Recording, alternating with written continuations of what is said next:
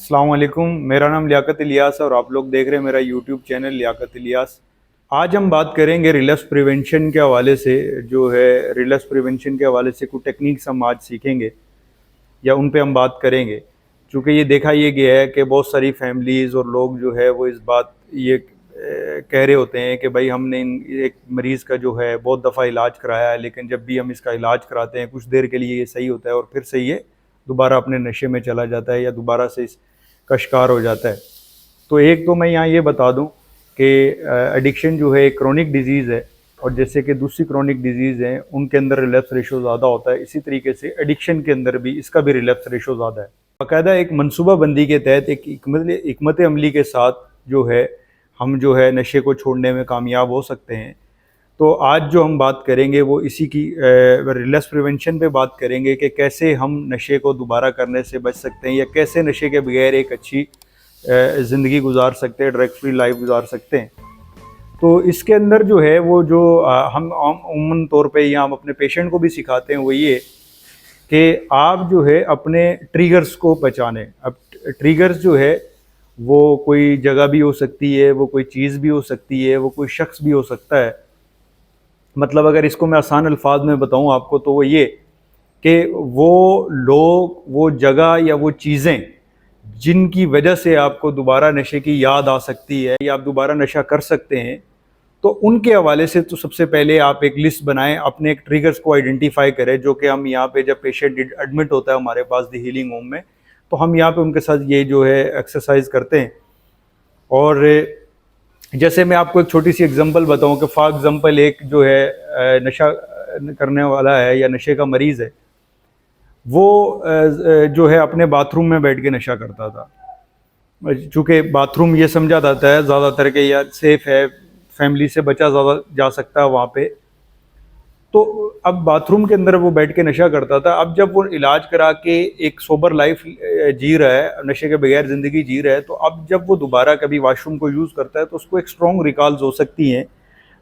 نشہ کرنے کے لیے، یا نشے کی طلب جو ہے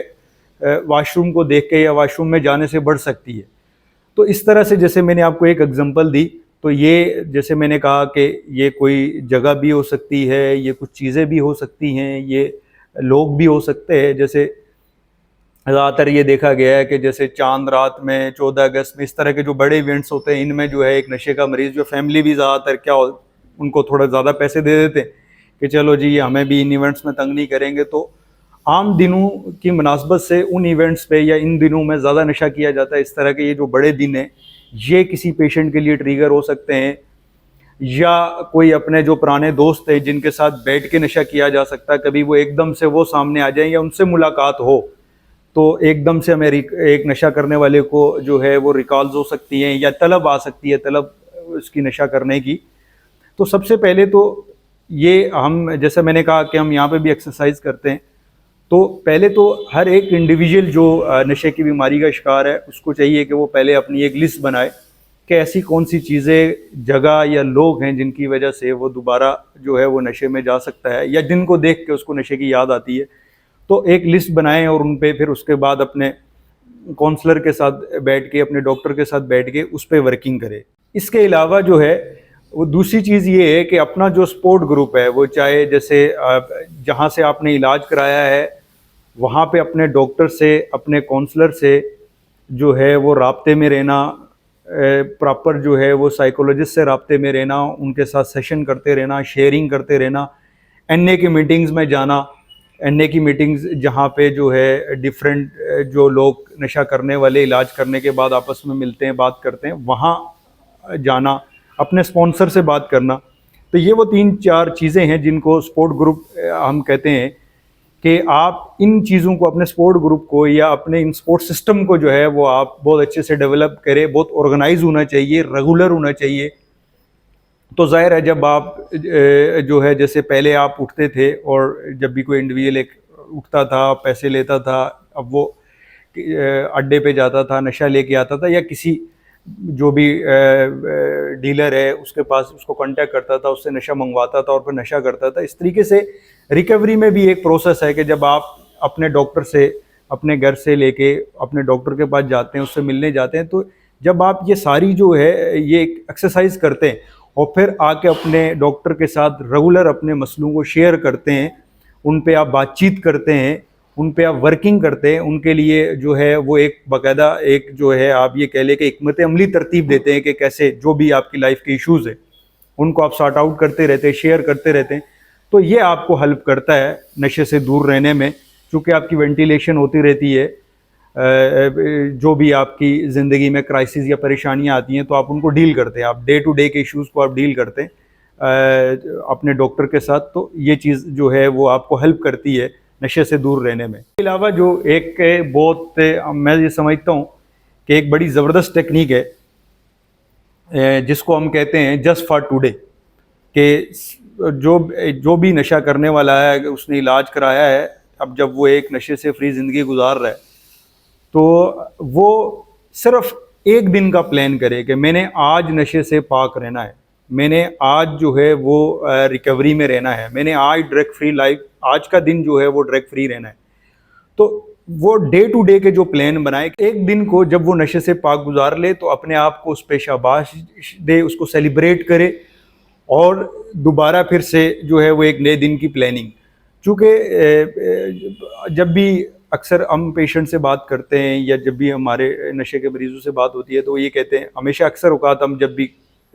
ایک انسان بھی ایک عام طور پہ ہم لوگ جب بھی کوئی چیز کرتے ہیں تو ہم کہتے ہیں، جیسے لیٹس سپوز اگر کسی شخص نے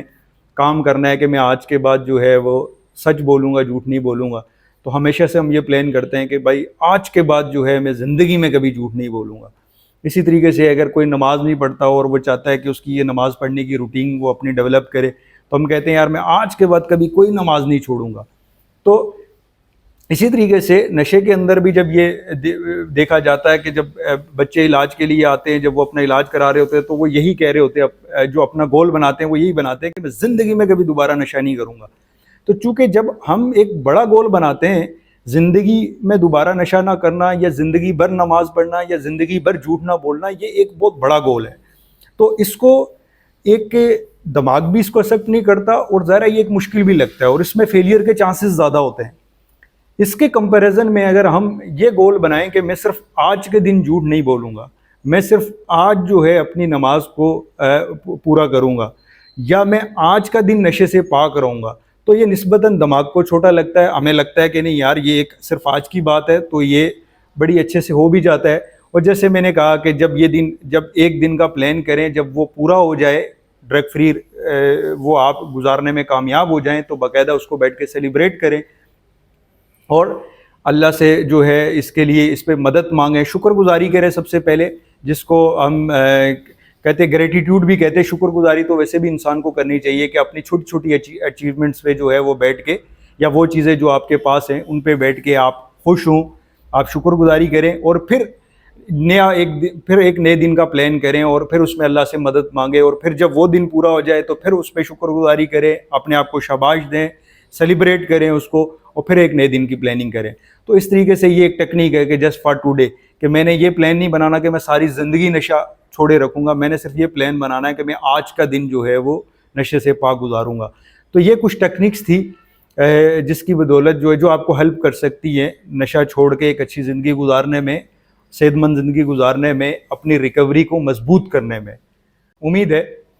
آج کی ہماری یہ ویڈیو آپ کو پسند آئے گی۔ بہت بہت شکریہ جی۔